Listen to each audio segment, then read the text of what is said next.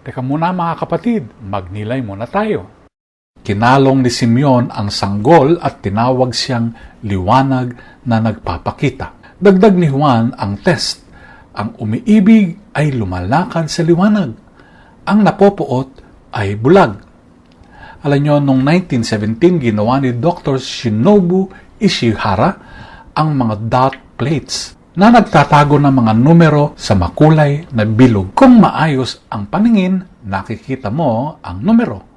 Kung hindi, puro tuldok lang ang makikita mo. Hindi nagbago ang larawan, ha? Ang mata ang nag-iba. Ibinibigay ng 5 araw ng Pasko ang Ishihara test para sa kaluluwa. Hinahawakan natin si Jesus, kasulatan, Eucharistia at kapwa. At tinatanong, nakikita ko ba si Jesus talaga? Love is the contrast that makes the picture appear. Ang puot, tampo, at tahimik na galit, ito po ang nagfa-flatten ng lahat into random dots. Mga hamon natin ngayon.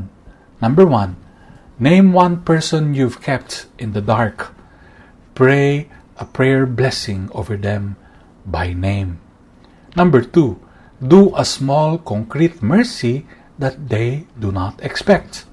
And number 3, let the Spirit adjust your contrast in confession. Kay Kristo, lumilinaw ang pattern. Hindi ingay, kung hindi pangalan, mukha, at daan. Pagnilayan po natin ito. Amen.